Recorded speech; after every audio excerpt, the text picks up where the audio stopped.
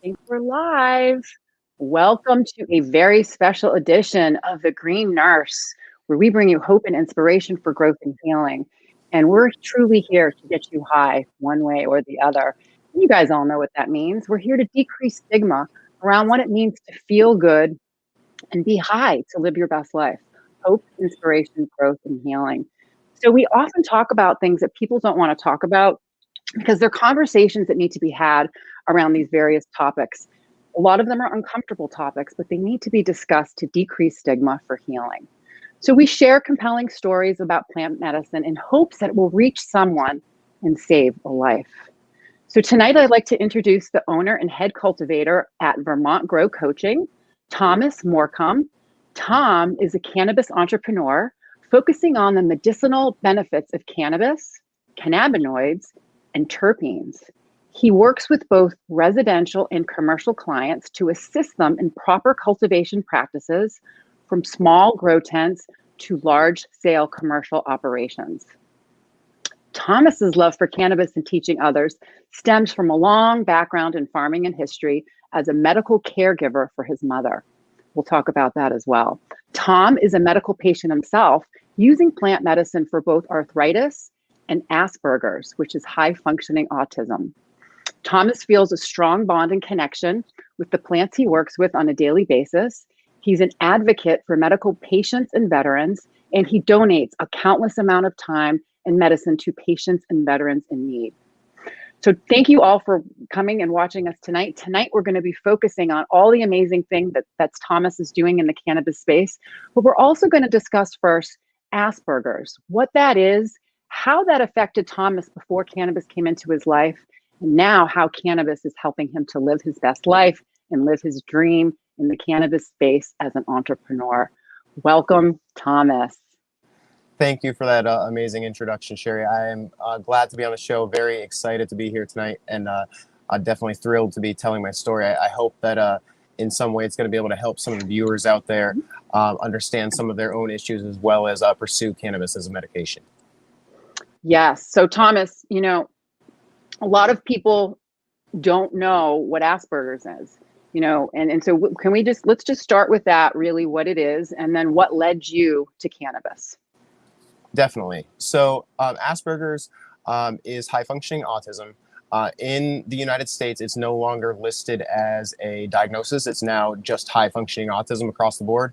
But anywhere else in the country, or excuse me, anywhere else in the world, it's still referred to as Asperger's. It's a specific set of high-functioning autism traits that aren't found in other forms of autism or are found in different amounts, per se. One of the major issues is inability to understand another person's actions without having to think for a considerable amount of time about it. One example would be driving on the highway. Driving on the highway is very difficult for me because there's so many cars around me, and I can't necessarily decipher what each car is going to do or what each driver is thinking. Oh, there's a car coming up fast behind me. Now he's blaring his horn. I'm not thinking, oh, he just wants to go faster, move over. I'm thinking, oh God, what's going on? Right. And it takes, by the time I figured out what's going on, he's now up my butt and I'm trying to press pass. So things like that are definitely on the bad side effect of having Asperger's. Other issues revolve around having to learn things like how a person's facial expressions express how they feel. Growing up, I had a lot of body language that definitely was not okay. And it was really hard for me to also notice other people's body language and understand how they were or what they were feeling based on that body language. For instance, if someone's got their feet pointed towards the door, or they're anxious, they're moving around, they're trying to get away from you. They don't want to have that conversation anymore. I never saw that, and I would actually back people into a corner, having a conversation with them, thinking that there was nothing wrong. We were having a great conversation, and this person is just like, "Oh, will you please just back off?" But they okay, also so wait, I just want to make sure I understand. So in other words, you weren't able to read the cues. Is that what you're saying? Yes, Okay, thank so you. in other words, people would give like they would give cues or hints or whatever. So and you just wouldn't pick up on it. Is that Right, right. okay? And at the time, I wasn't diagnosed with anything. Okay. So That's what I was going to ask next is how did yes, you get the diagnoses? What was it that led up to it? so I sort of I was continuing to have these issues, and I sort of just learned to deal with them on my own. I ended up developing really bad ulcers, and would get to the point of where I was actually staying home more than I was going to the school. To the point of where in fourth grade, my teacher told me that if I missed any more school, I wasn't going to be able to pass fourth grade. I have to stay back, Mm, which only led to another meltdown. Um, right. so the biggest thing was not understanding growing up. Uh, I was in a single parent household. I was actually artificially inseminated. So there was no dad in the picture except for abusive stepdads throughout the life. So in that respect, I always felt more like I was on my own, and actually became more of like a paternal figure to my brother when I was 9 years old, because my mother ended up with severe diabetes issues, ended up losing most of her toes to gangrene. She actually lost the remainder of her toes just a few weeks ago. Ooh, Um, ouch. yeah, so when she had lost her toes the first time around, she went into a great bout of depression. She had worked in the correctional industry for a great deal of time, and she was no longer able to do that. So she was in a bad shape. And I ended up taking the position more as dad to my brother, because my mom wasn't in shape to be a mom. Right. And it was rough for all of us, but at the same time, it only made my other issues continue to get worse. So I started going to counseling, started seeing a therapist, and they determined that I had uh, OCD, Hmm. OCPD, and a high anxiety. Okay. So they put me So on wait, so medication. what's OCP? So I know Oh, sorry. OCD. So That's okay. OCD and OCPD, obsessive compulsive personality disorder.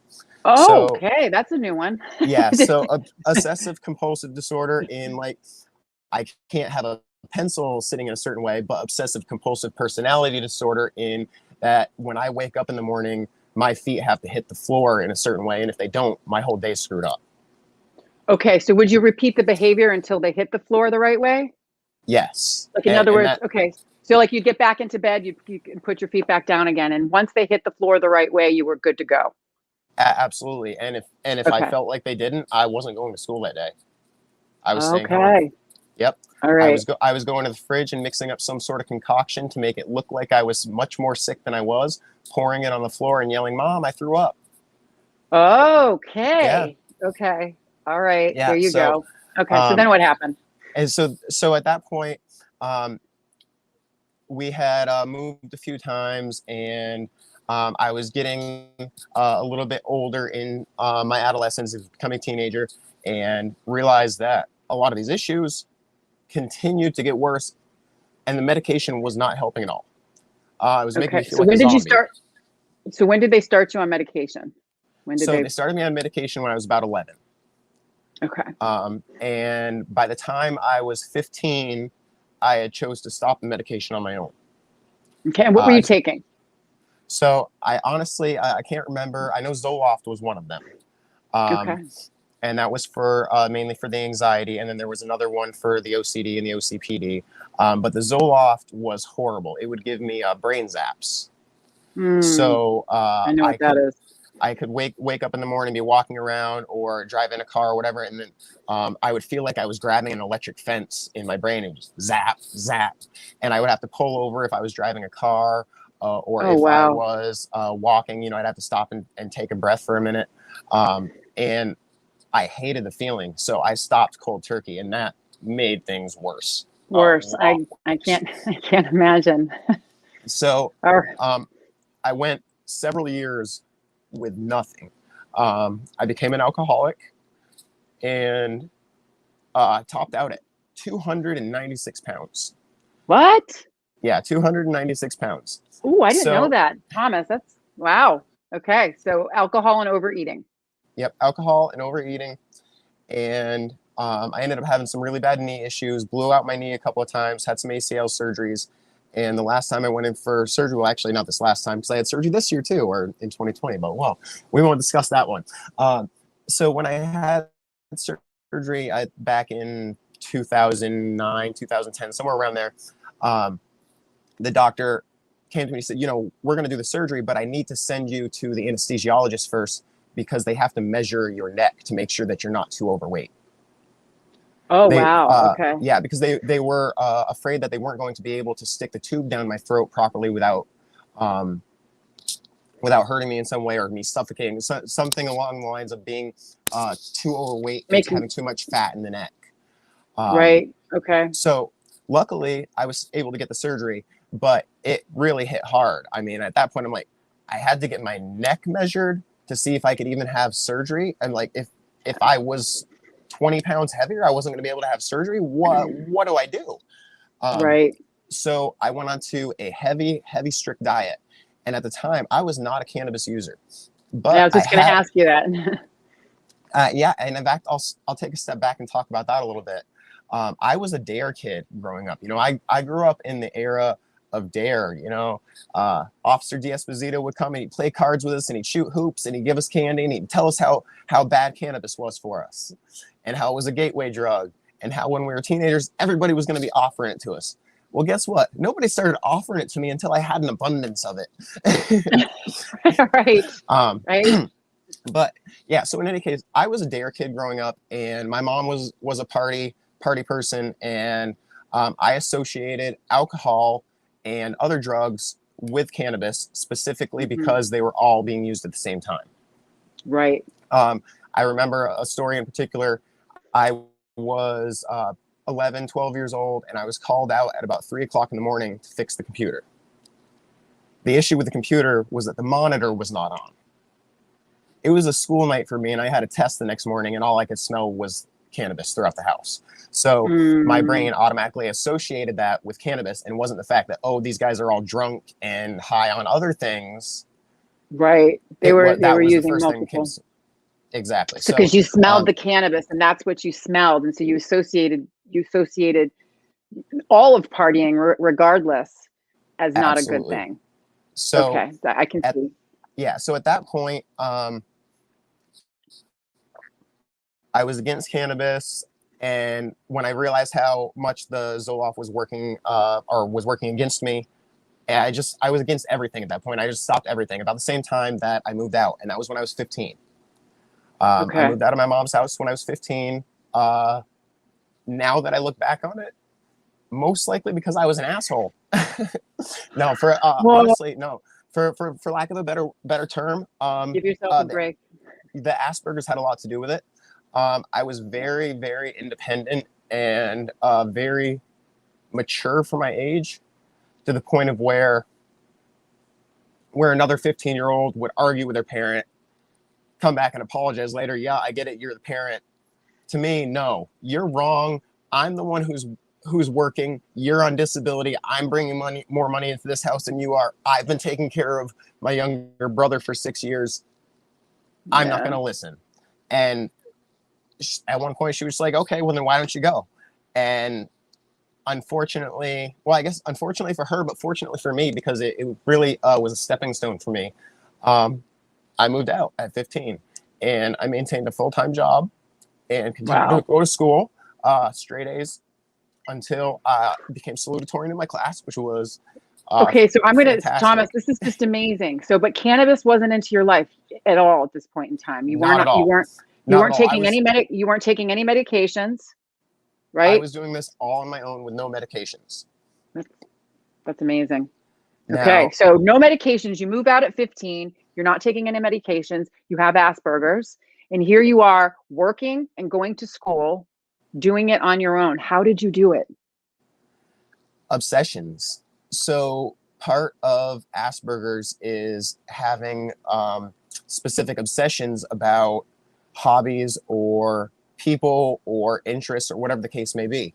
And that's actually one of the reasons I was misdiagnosed with OCD and OCPD, because they're closely associated. So I ended up getting really attached to my girlfriend at the time, and she became the obsession. So because when I wasn't working and wasn't at school, everything was about her, I didn't have as many meltdowns. I didn't have as many issues because as long as she was right there when I wasn't at school or work, I was happy. Right. And I've noticed that a lot over the years with numerous different subjects, not just people, but also with different subject matters. When I was in school growing up, it was aggressive inline skating and skateboarding. I must have had 20 or 30 different pairs of skates and skateboards, not because I used any more than one pair, because only one pair felt right on the feet, which is Well, another Tom, Asperger symptom. You I got to tell you though, I Sorry, got go to tell ahead. you, I'm just going to make you laugh. Okay. So I look at that as a passion. All right. I'm not going to lie, 15 pairs of cowboy boots and I can only wear one pair at a time. So I'm just going to tell you that I look at that as a passion. It's something that you really, really are interested in. So we can turn that But I could around only into wear something good. one. You I could, could only wear yeah, one. There was only one right. pair that actually felt right on the feet, and that. So the positive side Oh, of having the obsession and the passion is that when I have the passion for something and it's something positive, I have amazing drive to push for it, and it makes me happy and keeps me happy every day and helps me control the meltdowns, and it's amazing. But right. like you may notice, I always wear the same hats, or at least the same style hats. I always wear the same style shirts, the same style pants. If you ever see me in person, I'm usually wearing athletic pants. And most people will look at it like, why is this guy wearing freaking sweatpants to an office meeting? Uh, because that's what I'm comfortable in. And if you have a problem with it, then you don't know me well enough. Um, Right. there were, I'm gonna, yeah, I get it. So was it things with textures too? Do you have right. like, Yes. so Yeah, the exactly. texture So stuff? textures are a huge issue for me. Just the way certain things feel. I have to have my sheet a certain way on the bed. Um, you know, I hate the idea of people eating in bed. I've had people in the past where they ate like a cracker in bed and just a littlest tiny little crumb. You've heard the story of the princess and the pea. Well, I am totally the princess in the Okay. princess and the pea story. Okay, you want to hear a funny story? This is a funny story I got to share with you just to make you laugh. So one night, I did a little bit too much cannabis and my kids' Halloween candy. I woke up the next morning with the Halloween candy wrappers in my bed. So I get it. I mean, you would literally, I'm a snacker. I'm a midnight snacker and late night eater, and and half the time I do it in my bed. So it's just funny that you're the princess and the pea. You notice a crumb. Yeah, I mean, little things like that are definitely bothersome on a daily basis, but there are so many positive things that come along with Asperger's. As you mentioned, Yes, you would notice the obsessions is more of a passion. Well, that's exactly what Vermont Grow Coaching has turned into. My good. passion for cannabis has turned into a business, and it's turned into a way of life for me. My kids Yes. participate in it every summer. They're out in the hemp fields. My 8-year-old knows how to pull males better than most farmers. She'll walk through a field. Oh, you missed one over there, buddy. You missed one over there. Um, but it's So, just sorry, go ahead. Thomas, who was the angel that introduced you to cannabis? So that would actually be my wife. There Yeah. you go.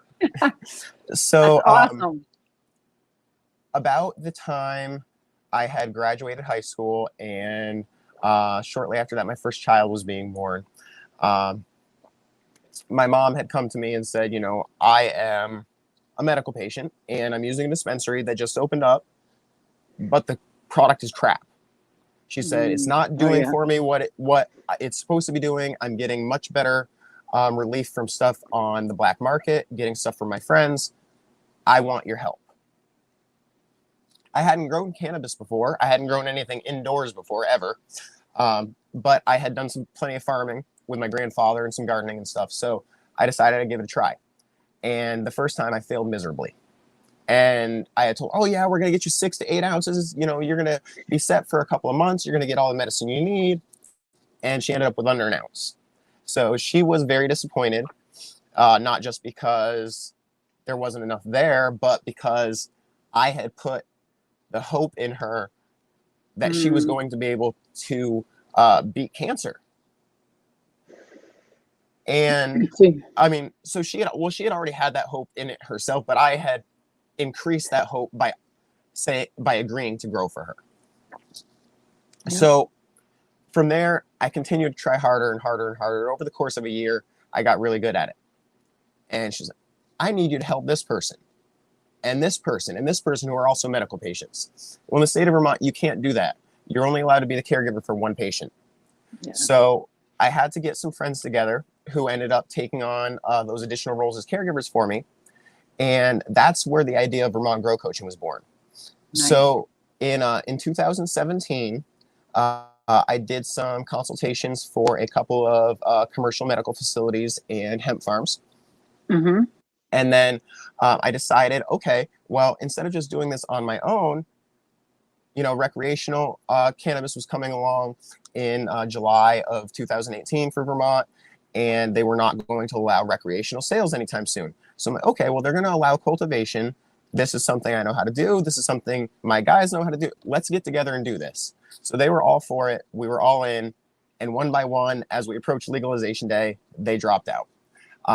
One of them, police officer, one of them worked for the hospital, etc. So they didn't want the stigma associated with it.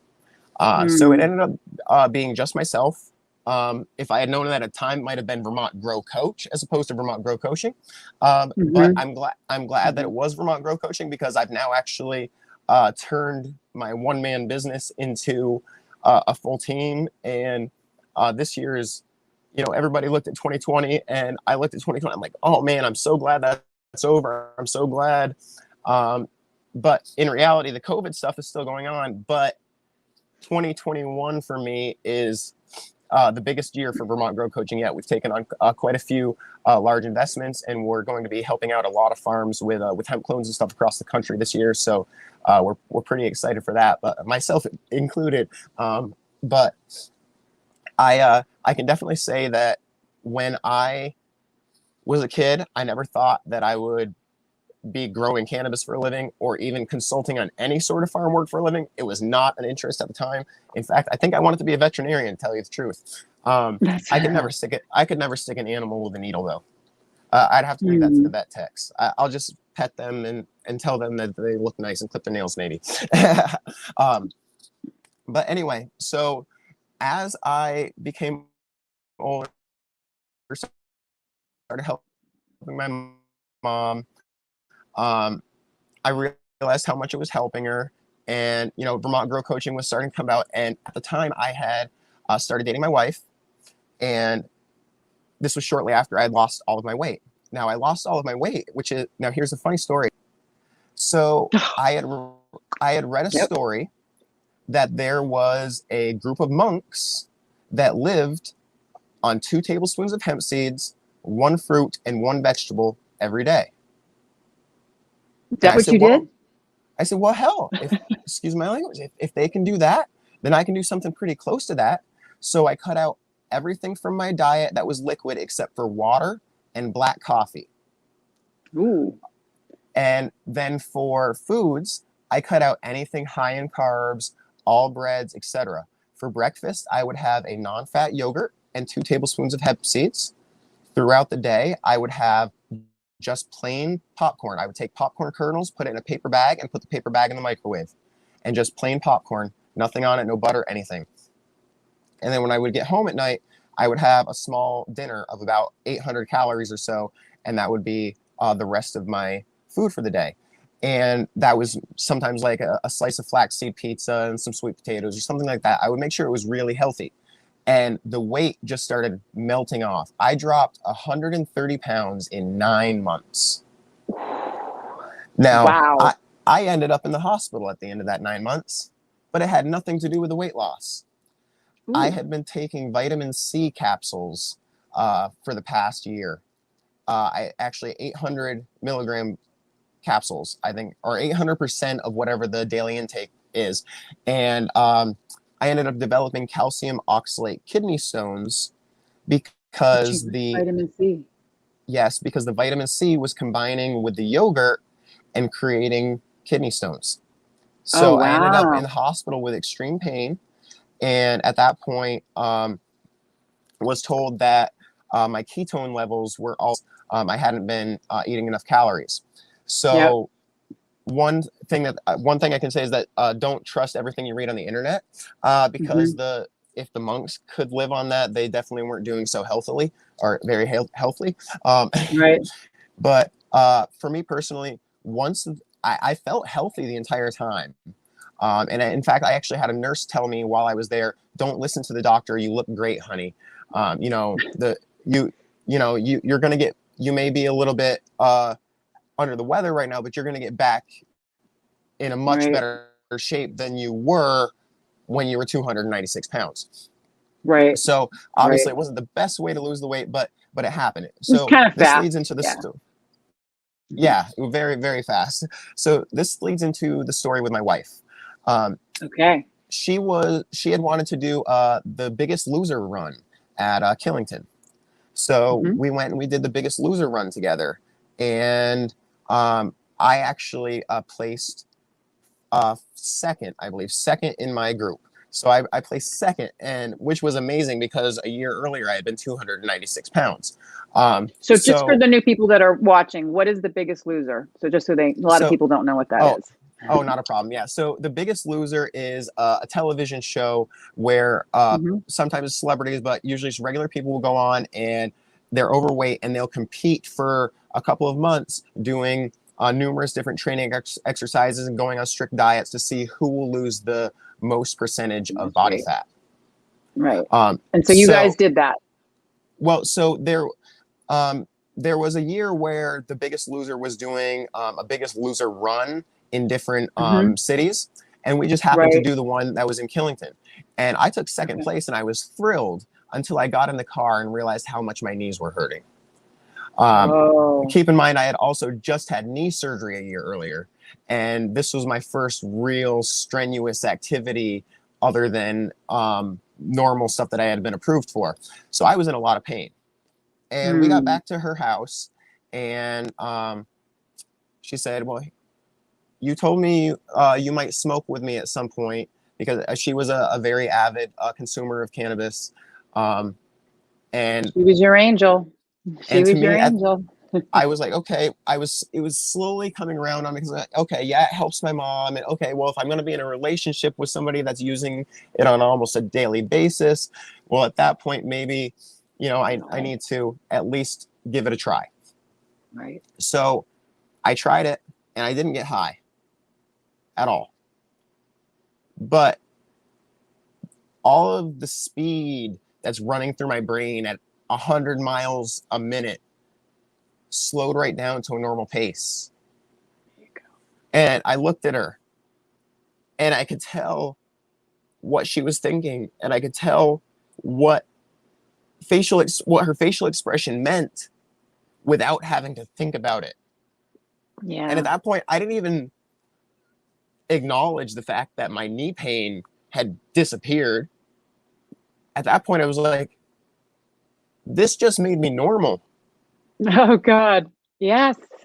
And Yes. So ever she ever saw the since then, relief. She saw the relief come over you like immediately.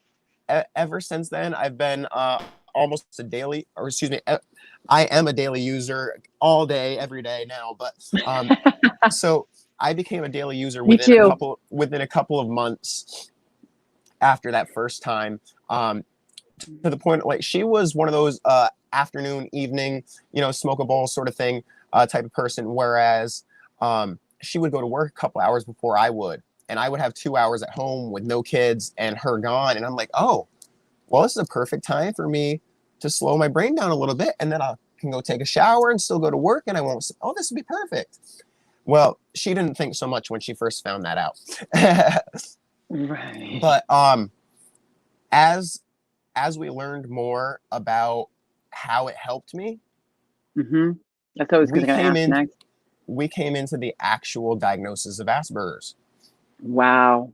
So up until my mid 20s, I still was under the impression that I had OCD, OCPD, and high anxiety, and that I was just doing my best to deal with it. and that any of my angry outbursts or meltdowns and stuff were entirely my fault or high anxiety related, and I just had to deal with it and make the best of it and apologize and hope that people forgave me. Mm. But a friend actually came to me and said, uh, it was a new friend, someone I actually met as a client. They were a client first and shortly became a friend there afterwards. And they said to me after they became a friend, didn't want to say this to you the first time we met, but my son has Asperger's and you totally give off several red flags. I don't want to throw anything into your head, but if it's something you're interested in looking into, here's a doctor to contact. Right.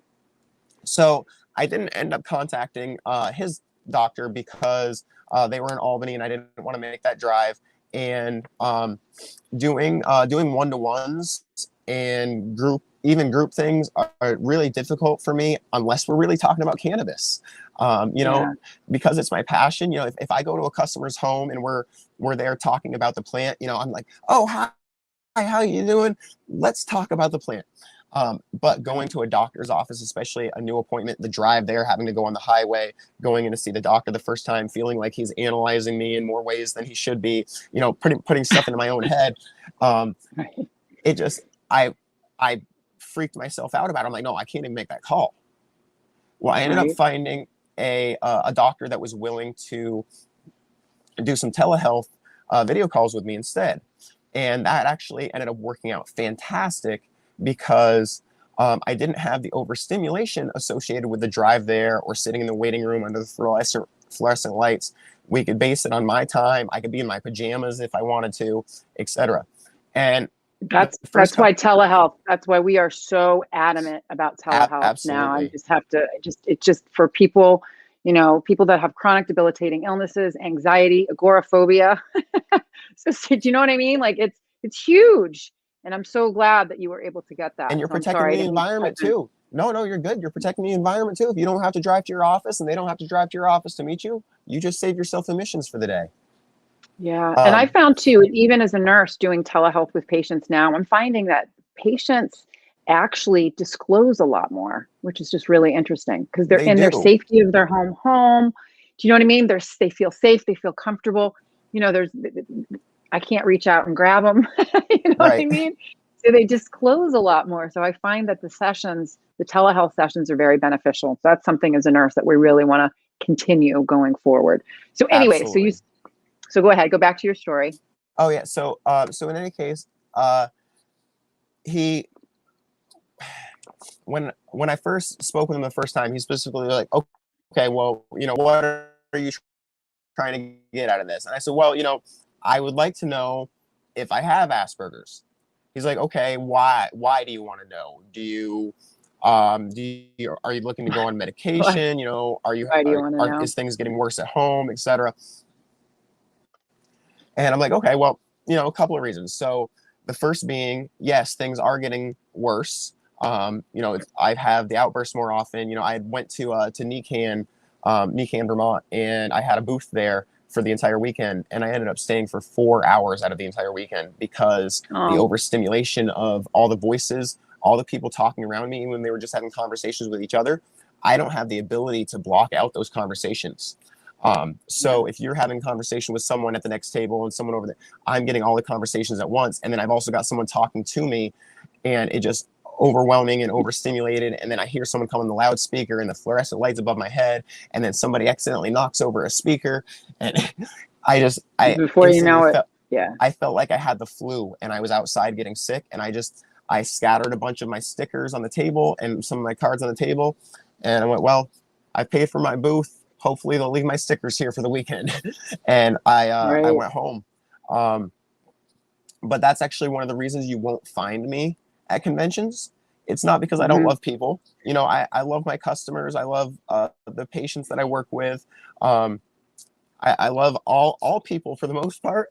But I don't feel that putting myself in those situations is beneficial for anyone Well, can because I tell you, you're taking care of yourself, Thomas. There's no one more important than you, and you know now how to take care of yourself, and right. that's okay. I'm going to tell you, when I go to those conventions, I love them, but after, I'm in bed for 2 days. I'm not going to lie, like literally in bed. Because if you think about it, you're on your feet the whole time. There's so much stimulation. It's a lot of fun, but your health, there's no one more important than you. And how awesome is that you know what you can tolerate and what you can't. And you didn't do something that was going to hurt yourself. That's Right. really, you know, Yeah. So I mean, as far as the actual diagnosis with the doctor was concerned, he's said, well, as far as I'm concerned, yes, we can diagnose you with Asperger's technically, since we're in the United States, high functioning autism. But he says, but in my opinion, it is Asperger's. So I guess the formal diagnosis is high functioning autism, but that's only because the United States has removed Asperger's from the list. Um, right. Okay. with that said, um, going forward from that point, he had told me, if cannabis is your medication and that's what you want to use, then use it. If it works for you, use it as much as you need to, as often as you need to. He said, keep your meltdowns to a minimum, keep your overstimulation to a minimum. You don't want to be, driving on the highway and get home at the end of the night and yell and scream at your kids because you were overstimulated on the highway 3 hours earlier.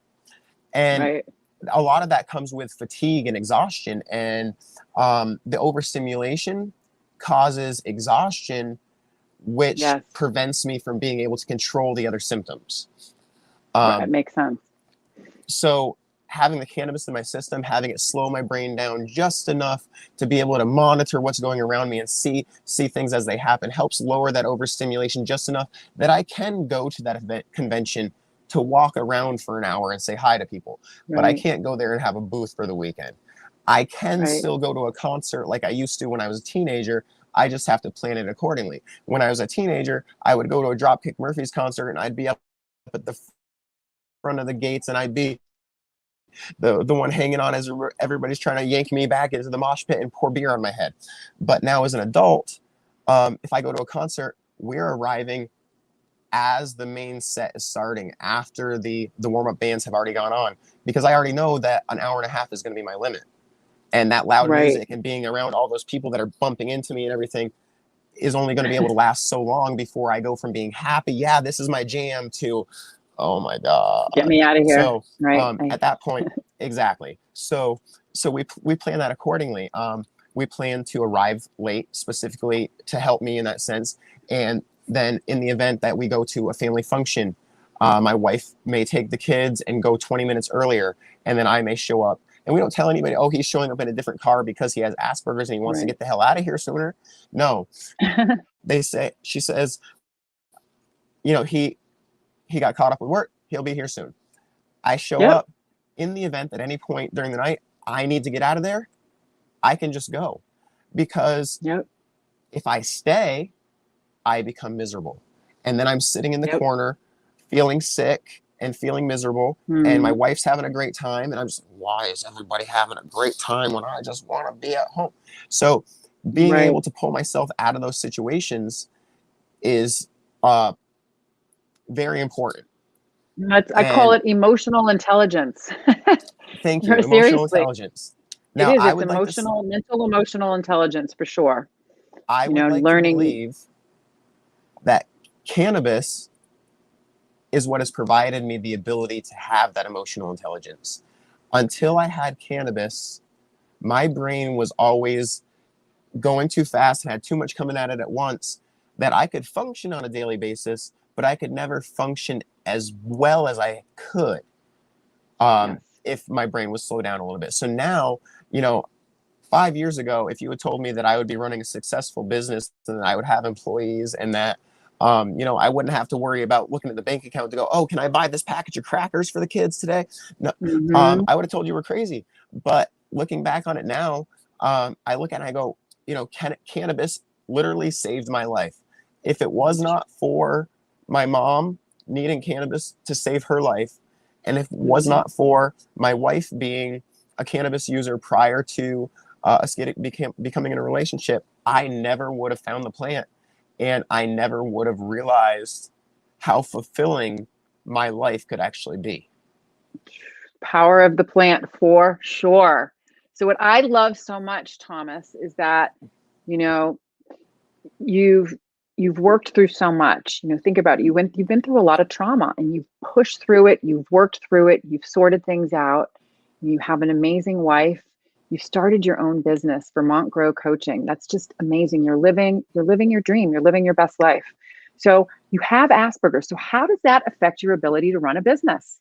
Right? How does that work? So, so, so there's positives and negatives. Hmm. Positives are that I've always been amazing with numbers. My previous job was actually working as a billing specialist, consolidating and preparing reports about emissions and greenhouse gases for large companies regarding their waste and compost. So I dealt with millions of dollars on a daily basis. Um, Mm. and it came like second nature. But I hate numbers. I, Mm. hate is a strong word, but I strongly dislike numbers. Right. um, but it's something that comes really, really easy to me. So when it comes to balancing the books, I don't have to have an accountant do that for me. When it comes to any sort of monetary issues, price discounts, anything along those lines, I've got it taken care of right off the bat. Tax estimates, that sort of thing. It's not an issue. What does become an issue is the actual planning on paper of doing things leading up to going to appointments and sitting down and filling out contracts or sitting down and spending hours on social media replying to people and replying to emails, because even just sitting in front of the screen can be extremely draining for me. Doing things Oh like boy. Hmm. writing out a contract for a client. Um, I've actually switched to now paying a contractor to write my contracts for me, specifically because it drains me so much to do it that I would go 2 or 3 days to write a contract that only needs to take 45 minutes. There you go. Hey, that's worth every penny to save you 2 or 3 days. Right, Absolutely. exactly. Exactly. That's, So I mean, that's awesome. there's definitely its ups and its downs, but the Right. biggest upside to Asperger's in a business sense is definitely the passion and the drive that I get and the energy from having the passion or the obsession about the plant. Well, So yes. one Thomas, of what I'm so impressed about is the things that you've done, right? Let's talk about the strains that you've developed in your first cryogenically cured cannabis company. So I'm like, I got really excited. So that's how I see it, is the creativity, the inspiration, the so passion, all of these, I look at it, the neuroplasticity, your brain is starting to communicate in ways, and look what you've developed. You've developed something absolutely amazing. So yeah. let's talk about these things that you've developed. So GMB 77, that is my pride and joy. GMB 77 is Green Mountain Boys 1777, which actually was the year that Vermont and the Green Mountain Boys took back independence from the state of New York over several territories. So that hits home for me because uh, I grew up about 25 minutes from where one of these battles happened. And one of the genetics that is part of GMB 77 actually comes from 20 minutes from another battle that happened that same year. So I thought it was fantastic to do homage to the state of Vermont in that sense. And I actually took a Dutch cheese strain and crossed it with a California skunk. And then I had a friend that grows a fruity sativa strain that actually grows really well in Vermont and finishes early. And he gifted that to me, and I was able to take that and cross pollinate that with the resulting cheese skunk variety. And that plant is now on an F8. So for people that don't know what that is, that means it has now been crossed 8 times. Um, Okay. so it's a very stable plant. It's not high in THC, but I don't think But that's THC is what okay. But you're supposed to be I'm gonna looking tell at you. when you go to the dispensary. I agree. I looked at the numbers you told me. So you told me, I'm looking at the sheet that you sent me. You said it's about 13% THC, but it has CBD, CBG, and CBN with a beautiful terpene profile, right? And those are, I'm telling you, Yes. those cannabinoids actually are mind-boggling, truly. You grew this and you take it, so you can probably speak to that. how it's helped you? So I actually use GMB 77 every day. It is my daytime strain. The only reason I don't use it as my nighttime cultivar is because in the cryogenic version, it doesn't have enough CBN to help me Mm-hmm. relax and shut down anxiety. That not necessarily in for nighttime. It doesn't. The best said it's a fantastic Right.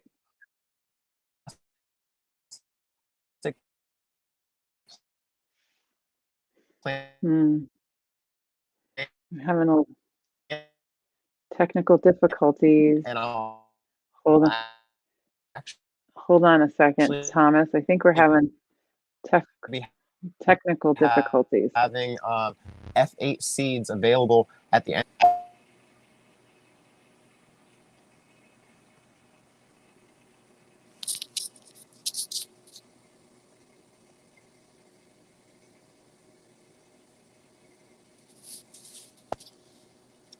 Thomas, Thomas, Yeah, I can can you hear hear you now. me? Yep. There was just a weird technical blip. I call it's Mercury retrograde. So look at it as the planets are doing things backwards and it totally affects the electronics. So, anyways, let's get back to GMB 77. Yeah. So GMB 77.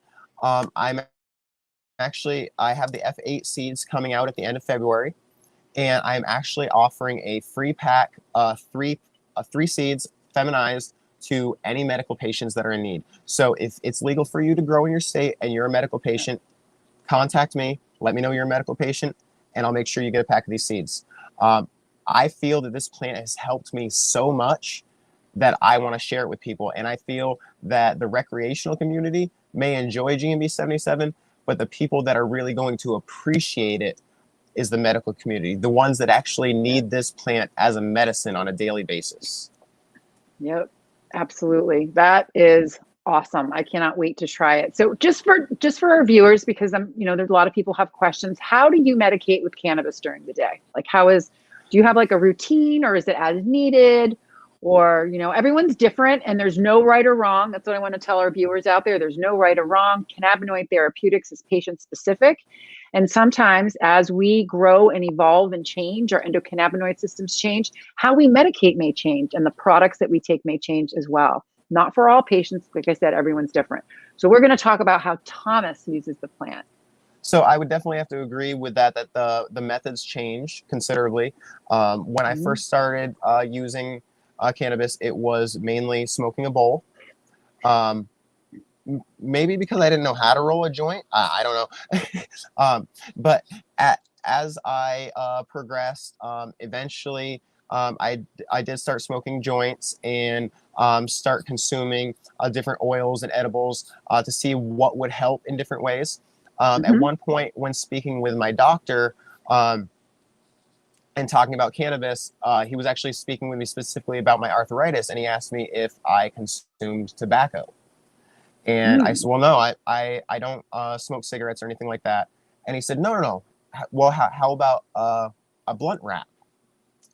And he explained to me that even uh, if you go with with a natural unprocessed tobacco leaf, in overuse, it's bad, extremely bad for you. But in minimal amounts, can actually help lower the inflammation with the arthritis and work well with the cannabis. So Interesting. at the time, I was extremely against cigarettes. In fact, my brother had offered me a blunt several times, and I turned it down and sat there without anything to smoke. Mm. So hearing that from my doctor, I'm like, oh, okay, I'll give it a try. So as things have progressed, that's now become part of my daily routine as well, but only on an as needed basis to help with the additional inflammation from the arthritis, because Right. I don't want to overdo it to the point of where I become addicted to tobacco Right. or where I'm actually providing additional carcinogens to my body that I don't really want to Yep. be there, which leads me to other methods of consumption. So when I first started consuming, smoking was the way I consumed because that's what I knew. Me But too.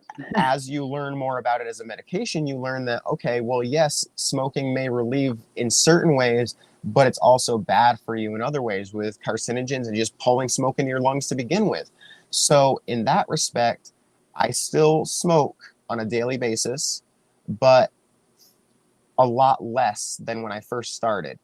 Me I will too. actually, I'll vape more periodically throughout the day. Mhm. I do make sure that if I'm vaping, it's usually my own products that I've made myself and that I'm using the proper cartridges or the proper dab pens so that I'm not dealing with any issues with metal. I'm actually a huge fan of the quartz glass that don't have Mhm. any actual heating element Metal. touching them.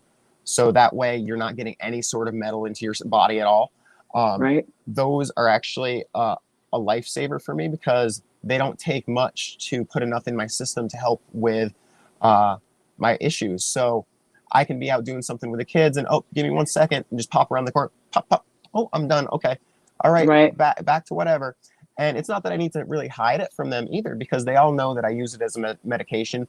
But for me, it's more of a, a respect thing for my kids. I know Yes. when I was a kid, I didn't want my mom smoking a cigarette in front of me. Um, Right. so I think until my children are old enough to make decisions like that on their own, I'll do my best to do it elsewhere. Even I may smell around them from time to time, that sort of thing, but that's kind of hard to prevent. Hide. That's what Yeah, you exactly. have to say. This is the gardening smell. This is how Well, gardens smell. and that's perfectly okay because all Yeah. four of my kids are active in the garden and they spend time in the hemp fields and stuff. Obviously, I can't let them work with any THC just due to federal regulations and stuff. I don't want to be nominated as the dad that goes to jail for letting his kids touch the THC plants, but you can touch the hemp ones that are literally right next to them. Yeah, exactly. And Um, the only way we know the difference is if we test them. Right, Right? exactly. Well, and see that there's a perfect example. I mentioned using the blunt wraps, but also that tobacco has a lot of bad aspects to it too. One of them being the actual growing aspect of the plant. If you grow cannabis and your 2-year-old runs out into the field and grabs a big 38% Punch. THC bud off the top and just chows down on it, they're going to get a sticky mouth and they're going to go, Yeah. it's spicy. Mommy, why did It's I eat spicy. this? Right. and then they might Exactly. and then they might feel a little bit more relaxed and their body might actually process foods and stuff better and they might have more energy for the next day or two. But what happens when that same 2-year-old runs through a tobacco field and just rubs his hand on a leaf? He could die of nicotine poisoning. Wow. Yeah. There you go. So I Wow. mean, I never even thought of that. There you go. yeah, so when it comes down to it, obviously I'm a huge advocate for decriminalization and legalization, but I think that the federal government just needs to remove it from Schedule 1 and give us the ability to work more with it on a medical level in the states because we really need to be able to work with this and be able to develop medications that can be taken other Absolutely. ways than smoking that'll still provide the same Right. benefits So what is and have good, reputable labs. yes. And so what are the other ways? So, you inhale, and then what are your other ways of consuming that you find the most beneficial for you? So I actually use an oral mist, and I Hmm. also use sublingual drops, Hmm. as well as edibles and topicals. So There the you go. topicals that I use are usually beeswax and shea butter based, Hmm. and they work pretty well for deep tissue massaging to help with the knee pain for all but the deepest arthritis. The arthritis that is right there at the deep part of the joint, it doesn't touch, but it helps relieve some of the inflammation and some of the pain associated with the arthritis around the outer portion of the knees. So that, in that sense, is fantastic, and I will actually use that religiously, probably 4 or 5 times throughout the day. Um, with the edibles, I usually take very very strong edibles. My body, because of the way that my liver metabolizes, doesn't let me get high from edibles. So I could eat 1,000 milligrams of THC and I'd be fine for an hour or two, and then I'd take a nap. Take a nap. Um, Yeah, but Yeah. so I usually take pretty high doses, anywhere between 250 to 500 milligrams of full spectrum oil per edible that I'm consuming. So that's pretty high for a fair amount of people. Is that a day? It's like 500 milligrams a day, would you say? Yeah, so usually it's split up 250 in the morning and then 250 in the afternoon. I don't take Okay. it in the evening because I feel it's almost like a waste for me because the I'm gonna go to when sleep. yeah, when I smoke right before bed, that puts me out. That's when I go to Right. sleep at the end of the night, and that's again part of my routine. So that goes back to the whole Asperger's thing too. Uh, but being able to take it first thing in the morning, I get up in the morning, I will have an edible, and I'll go and I'll smoke. I'll Yep. usually the first thing in the morning is usually a blunt because it helps with the inflammation in the knee, and I'll have my kava kick in.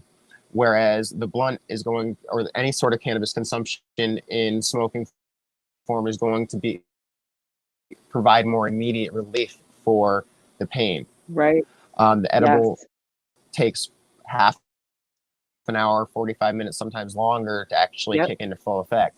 So for Yeah. me, taking that edible, having a smoke at the same time helps me have a little bit of Yeah. relief until the edible kicks in. Yep. Once the edible kicks in, at that point, I will usually use either sublingual drops or an oral mouth spray. I would have something else to smoke and another edible to help get through until evening Yeah. time. So I want people that are out That there that are way, listening. I'm able to function on a daily basis without feeling lethargic, without having to feel couch logged every day. And I don't grow coach. You're breaking up just a little bit. So I don't know. Can you hear me? All right. So I just want for people to know, Thomas, can you hear me? I wasn't talking. Oh, okay. Okay. No, no. I was just wondering if you could hear me because it's breaking in and out a little bit. So what Yeah, I we've got a wanted, lag. okay. So what I wanted people to understand with what Thomas is doing, I call it stacking. Okay. And I do this too. If I'm going to have a long day and I wake up in the morning, sometimes I have a difficult time eating. So I'll do a couple bong rips, and I generally do a combination of a sativa and a CBD strain, and I mix them. And that helps to relieve my anxiety. It helps to wake me up, and it helps to decrease the nausea. So I can get in my tinctures. I do capsules in the morning. So I do tinctures, capsules, and inhalation. And so the tincture, so by the time the inhalation's worn off, I've already gotten the tincture and the capsule inside of me. So I do the same thing, the stacking over the course, part of my morning routine of getting up, doing the puff, going to put the coffee on, going to, you know what I mean? So you have this whole little routine. And so before it used to take me 5 hours to get ready to do something. And it's because I didn't know how to use this medicine, how to use cannabis. But just like Thomas was saying, we found a way how to combine the different cannabinoids, the different methods of administration, so we can make it work for us. Would you agree, Thomas? Absolutely. In fact, you brought up a huge point when you said that you combine some CBD bud with your THC bud. That when Mm-hmm. mentioned oral mouth spray, most of the oral sprays that I use are actually extremely high in other cannabinoids other than THC. I actually prefer to use a full spectrum product that is low in THC throughout the day because it Yeah, helps keep my head clear. Still slows me down me enough, too. but keeps my head clear so that I can still think straight. I want to slow down, but I still want that straight, clear headed thought process. So, in that Exactly. respect, the oral spray that I use in particular is CBD, CBG, CBA, CBN, and a small amount of THC. And That's a good one. um, it's been emulsified via nano emulsion. So when you spray it, you feel the effects within a couple of minutes. So you Um, just like a little like Yep, that. just a couple of sprays. In fact, Bubba Kush brand is a company out there that they actually got me into the idea of using them to begin with because they have their own I think they call it isomist.